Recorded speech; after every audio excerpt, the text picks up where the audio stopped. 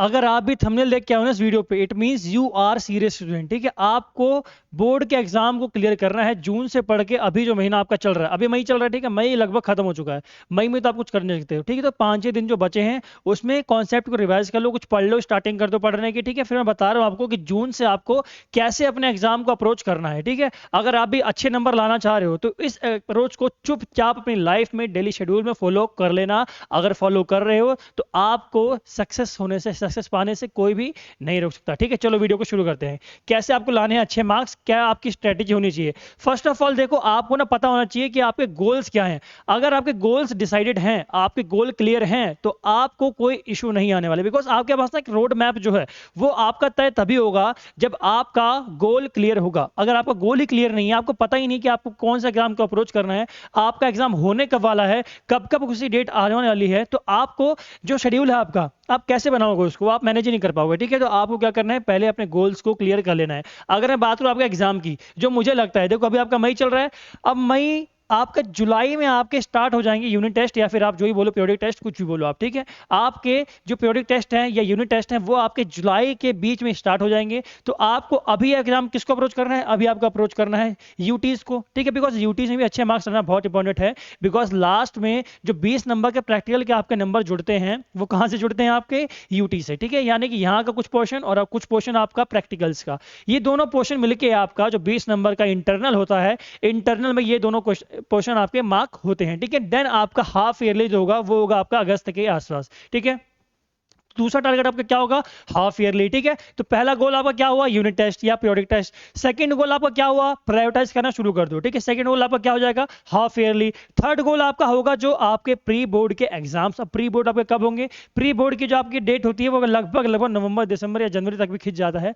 तो ये 3 महीने आपके लिए प्री बोर्ड की होने वाली है। तो आपका नेक्स्ट टारगेट क्या होगा, प्री बोर्ड का। उसके बाद आपका टारगेट क्या होगा, फाइनली आपका जो गोल है, जहां आप अचीव करना चाहते हो, जिसमें आप अच्छे मार्क्स लाना चाहते हो, वो आपका क्या है, बोर्ड के एग्जाम्स। भाई सबका गोल है बोर्ड में अच्छे नंबर लाना। बिकॉज बोर्ड में अगर आप अच्छे नंबर ला रहे हो तो आपके लिए सीयूईटी में थोड़ा इजी हो जाएगा। क्यों, क्योंकि आप अगर बोर्ड में अच्छे नंबर ला रहे हो, इट मींस आपने पढ़ के नंबर लाए हो। ठीक है, और जब पढ़ोगे तो सिलेबस तो सेम होने वाला है सीयूईटी में। ठीक है, तो सीयूईटी में आपको कुछ ना कुछ उस टाइम पर रिलैक्सेशन मिल जाएगा अपनी स्टडी में। ठीक है, तो आपको अभी से मेहनत करके रखनी है ताकि आपको आपका ड्रीम कॉलेज आने वाले टाइम में मिल जाए और आप बोर्ड में 90% प्लस मार्क्स का जो आपका गोल है उसको अचीव कर पाए। तो इसके लिए क्या जरूरी है, आपका पहले गोल डिफाइन करना और गोल को प्रायोरिटाइज करना। ठीक है, सेकंड थिंग आपके लिए क्या होगी, सेकंड थिंग होगी प्लान द होल ईयर। आपके पास ना पूरे साल का मैप होना चाहिए आपके पास। अब मैप ये नहीं, नक्शा नहीं बोल रहा बनाने को मैं, मेरे कहने का मतलब मैप से कि आपके पास रोड मैप पूरा होना चाहिए कि कैसे आपको अभी के जो महीने हैं आपको कैसे इनको अप्रोच करना है, कौन से महीने में क्या टारगेट करोगे आप। ऐसे आपको पूरा अपना रोड मैप बना लेना है ताकि आपको आने वाले टाइम में कोई भी दिक्कत ना हो। जो मैंने आपके लिए बनाया है वो क्या है, पहले टिल जुलाई आपको जुलाई तक अपना एटलीस्ट 30% सिलेबस कवर करना ही करना है। अब कैसे करोगे, कहां से करोगे, इसके लिए वीडियो बनी हुई है, जाके देख लेना। बाकी बता रहा हूं आपको, आपके लिए जो यहां पे सोर्स होना चाहिए only and only your NCERTs book. यानी कि एनसीईआरटी की बुक के अलावा आपको यहां पर अभी कुछ भी नहीं पढ़ना है। जो सिलेबस कंप्लीट करना है आपको, जो सिलेबस कवर करना है वो पूरा का पूरा कहां से कवर करोगे, एनसीईआरटी से। इसके अलावा कोई ऑथेंटिक बुक आपको अभी के टाइम पर इनिशियल फेज में आपको फॉलो नहीं करनी है। जो स्टार्टिंग का सिलेबस कंप्लीट करने का प्रोसेस है वो पूरा का पूरा प्रोसेस आपका कंप्लीट होगा एनसीईआरटी की बुक से। ठीक है, देन अगस्त तक आपको एटलीस्ट 50 to 60% सिलेबस आपका कवर हो जाना चाहिए अगस्त तक। आई डोंट नो आपको कैसे करना है, दिन लगाओ रात लगाओ, मेहनत करो, दुगनी मेहनत करो तिगनी मेहनत करो, आई डोंट नो, बट आपको अगस्त तक सिलेबस कंप्लीट करना ही करना है। और ये तब होगा जब आपका गोल क्लियर होगा, आपका फोकस क्लियर होगा। आपका फोकस किसी प्ले गेम पर नहीं होगा, आपका फोकस दोस्तों के साथ घूमने पर नहीं होगा, आपका फोकस दोस्तों के साथ ट्रिप मनाने में नहीं होगा, आपका जो फोकस है प्यार मोहब्बत में नहीं होगा, बाबू सोना जादू टोना पर नहीं होगा। तभी जाके आप अपना जो फोकस है, कॉन्सेंट्रेशन है, वो ला पाओगे अपने एग्जाम पर। और अगर आपका फोकस एक बार यहां आ गया तो अगस्त अक्टूबर तक आपका सिलेबस जो है 100% कंप्लीट हो जाएगा। ठीक है, लिख रखा है मैंने, देखो यहां टिल अक्टूबर आपका 100% सिलेबस जो है वो कवर हो जाना चाहिए। ये आपकी प्रायोरिटीज होनी चाहिए भाई। अगर ये प्रायोरिटीज आपकी नहीं है, ये प्रायोरिटीज आपकी नहीं है, देन भूल जाओ अच्छे नंबर लाना। अब अक्टूबर के बाद क्या, अक्टूबर के बाद हिमालय पे चले जाना, आराम से शांति भजन करना, ऐसा है कुछ क्या? ऐसा प्लान नहीं है। अक्टूबर के बाद क्या, सबका डाउट होगा ये भाई आपने अक्टूबर में कंप्लीट कर दिया सिलेबस और बोर्ड के एग्जाम आपके फरवरी मार्च में जाके हो रहे हैं, तब तक क्या ठुनठुना बजाना है, कीर्तन करना है क्या? ऐसा नहीं है। आगे की जो अप्रोच होगी आपको, वहां आपको क्या करना है, अब आपकी जो रियल अप्रोच है, जो रियल हार्डवर्क है, वो स्टार्ट होगा आपका अक्टूबर के बाद से। ये फेज आपके लिए ना बहुत ही इंपॉर्टेंट फेज होने वाला है। जो इस फेज को स्किप करेगा वो अच्छे नंबर नहीं लाने वाला, भूल जाओ भाई अच्छे नंबर। देखो आप ना एग्जाम में नंबर तो लास्ट के टाइम में पढ़ के भी ले आओगे, ठीक है, बट जो 6-7% का जो गैप होता है ना, आप पढ़ के अच्छे नंबर 90 ले आओगे, 92 ले आओगे या 86 ले आओगे, इसके बाद के जो नंबर हैं, अगर वहां जाना है, आपको वहां तक पहुंचना है, तो आपको ये फेज, इस फेज को फॉलो करना पड़ेगा। इस स्ट्रेटेजी को जो मैंने आपके लिए बनाया है, जो बनाई है स्ट्रेटेजी, इस स्ट्रेटेजी को आपको फॉलो करना पड़ेगा। क्या करना है आपको? Keep on revising NCERT. अक्टूबर के बाद आपका रिवीजन का सेशन स्टार्ट होगा, यानी कि आप डेली बेस पर अपना रिवीजन करोगे, बिकॉज आपका सिलेबस क्या हो चुका है? कंप्लीट। सिलेबस आपका फिनिश हो चुका है। इसके बाद आपका सिर्फ चलेगा रिवीजन, रिवीजन और रिवीजन। मूवी आई थी ना एंटरटेनमेंट, उसमें क्या बोलते हैं? Entertainment, entertainment and entertainment. यहां आपके लिए एंटरटेनमेंट नहीं है, यहां आपके लिए है revision, revision and only revision, ठीक है। तो एनसीईआरटी का आपको रिवीजन स्टार्ट कर देना है।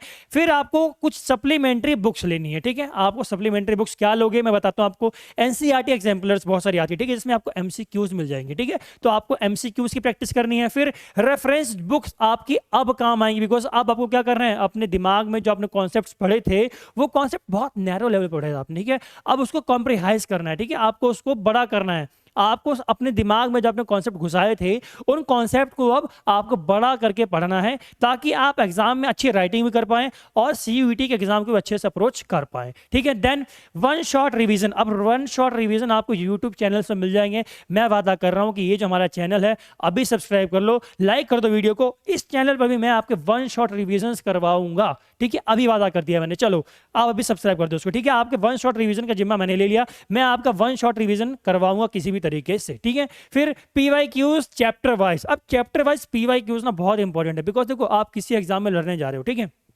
आपको अपने एनिमी के बारे में पता होना चाहिए कि एनिमी है कैसा। अब एनिमी के बारे में पता करने के लिए आपके पास आते हैं आपके प्रीवियस ईयर के क्वेश्चंस, यानी कि पिछले साल के जो आपके क्वेश्चन पेपर्स हैं वो, ठीक है। वो आपके पास एक ऐसी बुक खरीदनी है आपको जो आपके चैप्टर वाइज हो, यानी कि चैप्टर वाइज उसने पीवाईक्यूज दे रखे हो, कौन से चैप्टर से कितने क्वेश्चन आए हैं। ये आपके लिए एनालिटिक्स भी होना चाहिए आपके पास, ठीक है। आपको कौन से चैप्टर को फोकस करना है, आपको कैसे पता चलेगा? जब आप एनालाइज करोगे पीवाईक्यूज को, ठीक है। तो आपने पीवाईक्यूज को एनालाइज कर लिया, आपने खरीद लिया सैंपल पेपर। अब यहां से आप करोगे अपनी प्रैक्टिस को स्टार्ट, बिकॉज प्रैक्टिस ही है जो आपको क्या बनाएगी? परफेक्ट। अगर आपने प्रैक्टिस नहीं करी है तो आप अपने एग्जाम में अच्छा परफॉर्म भी नहीं कर पाओगे। किसी भी चीज को परफेक्टली करने के लिए ना आपको पहले प्रैक्टिस करनी पड़ती है, तो प्रैक्टिस आपके लिए बहुत इंपॉर्टेंट है। अभी आप क्या करोगे? अक्टूबर के बाद वाले फेज में आप प्रैक्टिस करनी स्टार्ट करोगे और ये प्रैक्टिस आपकी चलेगी टिल फरवरी, ठीक है। फरवरी तक आपके प्रैक्टिस चलेगी और फरवरी से आप लोग क्या करोगे? डेली मॉक टेस्ट देने स्टार्ट कर दोगे, ताकि आपको बोर्ड के एग्जाम में कोई भी दिक्कत ना हो।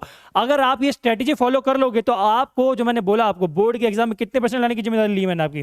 बोर्ड के एग्जाम में 90% प्लस मार्क्स। अगर आपने ये फॉलो कर लिया ना, मैं बता रहा हूं आपके 100% आने के चांस है भाई, 100%। 90% तो कम लिखा है मैंने, 100% आने के चांस है अगर आप इन स्टेप्स को फॉलो ईमानदारी से करते हो, ठीक है। आपको अगर वीडियो पसंद आई, लाइक करें, शेयर करें और कमेंट में लिख दें भारत माता की जय।